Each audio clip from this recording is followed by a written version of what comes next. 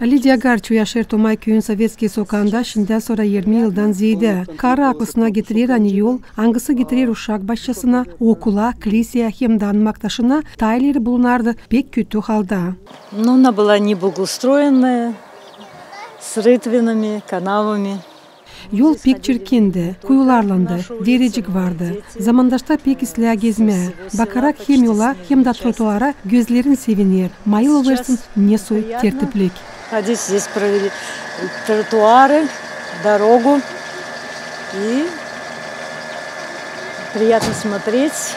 5 ayın süresinde yapıldılar işler Tomay köyün Sovetski sokağında. Bir parçası da bu sokağın Kalay Şkola'nın bir tarafına onu da bitirdik hem böyle hem de seyret ettik bizim kilisenin yanından yoldan.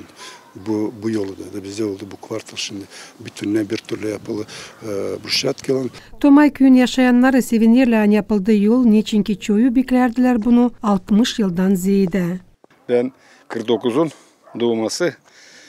73 год, вот сейчас в мае будет 73. Ну, bir taraftan bizim bu yolumuz sentralni yoldu.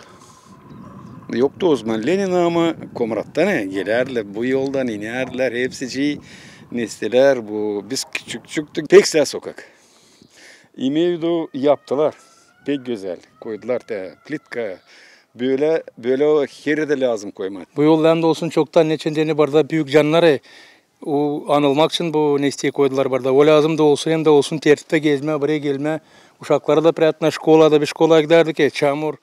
Her şey böyle pekslerini yaptılar. Spasiba primaranı çalıştı, böyle işler yaptı, pek güzel. Güzel, pek ıslah oldu. Uşaklara da yakışır gezme, düşmerler yere. Hepsi yakışıklı. Maşinalarında var nasıl gelme hem de girme uşakların ardına. Pek yakışıklı. Sovetski sokağında yapıldı 280 metre yol. Polina Barbova, Grigoriy Stavilov, Maria Kazak, GRT Haberler.